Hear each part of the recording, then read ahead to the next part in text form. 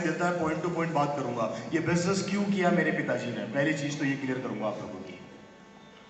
ये बिजनेस क्यों किया मेरे पिताजी ने, वो बात क्लियर करूंगा, वो कहानी क्लियर करूंगा, जिससे आपका विजन, आपकी सोच खुले, आपको पता लगे कि हम क्या जिंदगी जी रहे हैं। लेकिन उसको क्लियर करने से पहले मैं आप लोगों से एक सवाल पूछना चाहता हूं, जिसका उत्तर मैं पूरे हिंदुस्तान से पूछ रहा हूं, मुझे आज तक नहीं मिला। मैं नीचे आ जाऊं, ज्यादा इजी रहेगा। हेलो, एक सवाल जो मैं पूरे हिंदुस्तान से पूछ रहा हूं, जिसका उत्तर मुझे आज तक नहीं मिला, मैं आप लोगों से भी पूछना चाहता हूं, शायद आप लोगों के पास मिल जाए।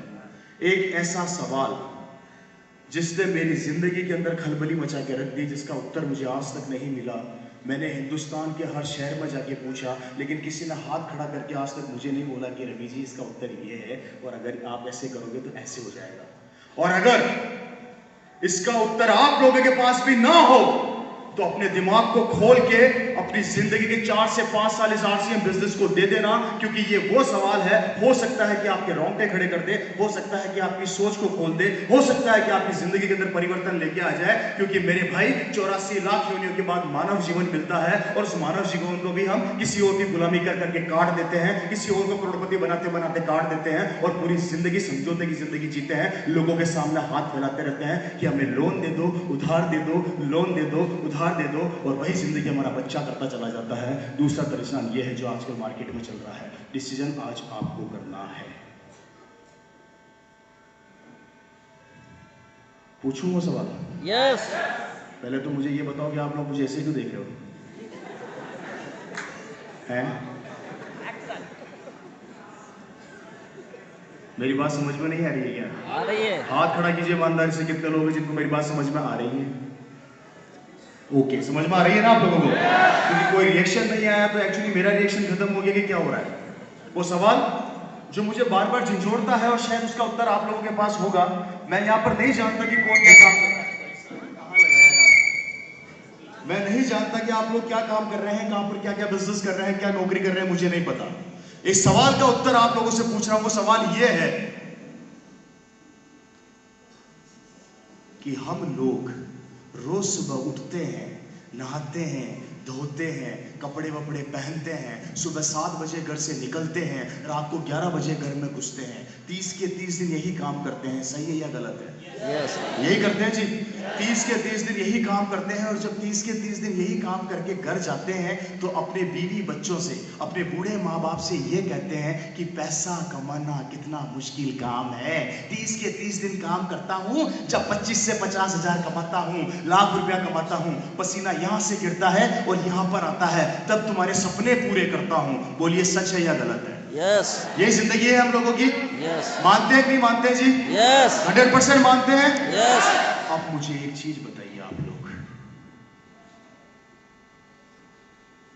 आप लोगों को 25 से 50 हजार रुपया कमाने के लिए इतनी मेहनत करनी पड़ रही है। आपका बच्चा, आपका पोता जो आज 5 साल 10 साल का है, कल को 20 से 25 साल का हो जाएगा भविष्य में, उसे कितनी मेहनत करनी पड़ेगी, कभी सोचा है क्या?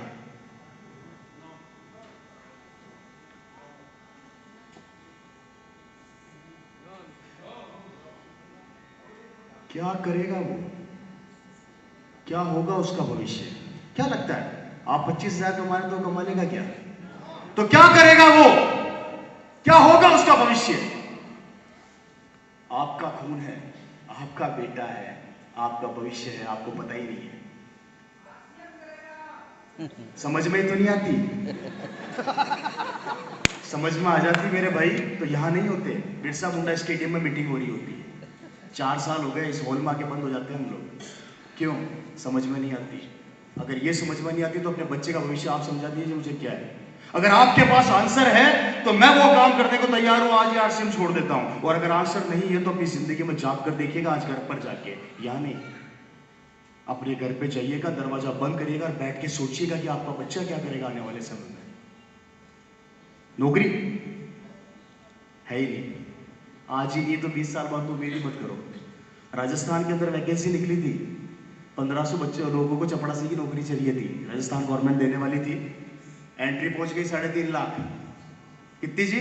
3.5 लाख। जिसमें से 1100 इंजीनियर थे और 400-500 एमबीए किए हुए थे। सरकार 1500 को तो नौकरी दे देगी, बाकी 3.5 लाख का क्या होने वाला है? हेलो, कहीं उसमें आपका बच्चा तैयारी तो नहीं कर रहा? क्या होगा?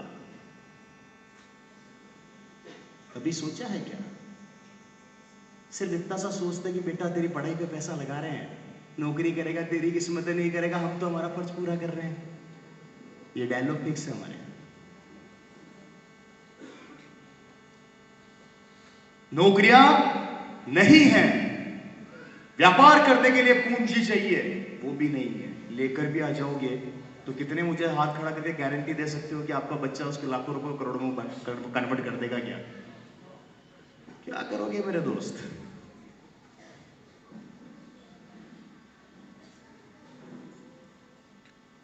Pin drop silent.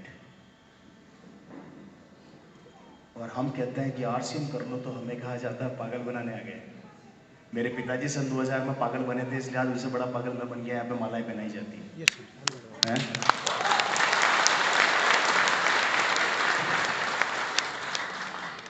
मेरे पिताजी सन 2000 में पागल बन गए थे, जिसका नतीजा है कि आज मैं यहाँ खड़ा हूँ, लोग मेरे को सलाम करते हैं, लोग मेरे पीछे भागते हैं फोटोग्राफ के लिए। मेरे ही नहीं, मेरे जैसे काफी लोगों के लिए। यहाँ काफी सीनियर बैठे हैं, उनके पीछे भागते हैं। क्या करोगे आप लोग? क्या करेगा आपका बच्चा? क्या करेगा आपका भविष्य? दोस्तों, बिजनेस नहीं है, क्योंकि कहते हैं कि जो पुराने मगरमच्छ मार्केट में बैठे हैं वो छोटी मछली को खा जाते हैं, और हमेशा छोटी पूंजी व्यवसाय को खा जाती है। करोगे क्या? yes.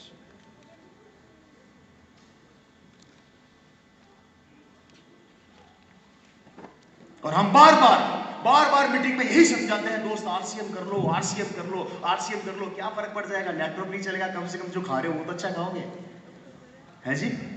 जो खा रहे हो वो तो अच्छा खाओगे। बाहर से सामान लेके आते हो, भैया 50 ग्राम धनिया दे देना। उस धनिया में घोड़े की लीद मिली हुई है कि नहीं मिली हुई पता है क्या? लेकिन लाते और खा लेते हो। और यहाँ पर हम कहते हैं भैया आंखों से देखो, शानदार प्रोडक्ट है। इस बिजनेस में सबसे बुरा पता है क्या हो सकता है? आप जो प्रोडक्ट खरीदते हो खा लोगे, और खा लोगे तो शरीर सही हो जाएगा। वो भी हम नहीं चाहते, वो भी हम नहीं चाहते।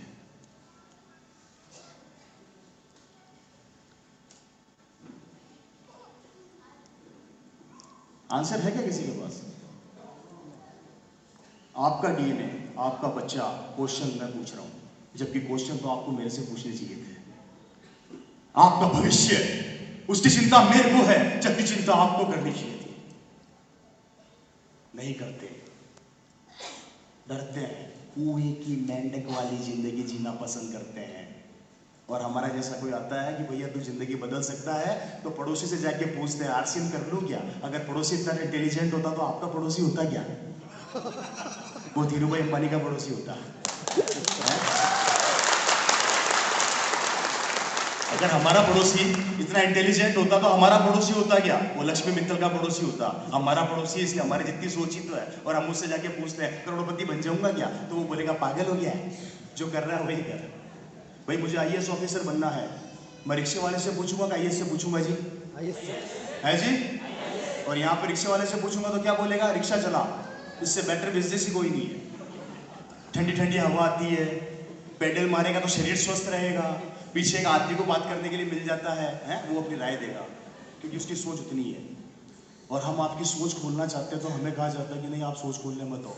मुझे बड़ा दुख होता है, मैं बड़ा आश्चर्य करता हूं कि बार बार हम लोग इस हॉल में क्यों मिलते हैं। हम हमेशा आते हैं, इस हॉल में इकट्ठे हो जाते हैं। बिरसा मुंडा स्टेडियम हम नहीं भर सकते थे क्या? भर सकते हैं, लेकिन हमारे अंदर की आग अभी तक जागी नहीं है। डाउट करते हैं कंपनी के ऊपर, सिस्टम के ऊपर। किस पर डाउट करते हैं जी?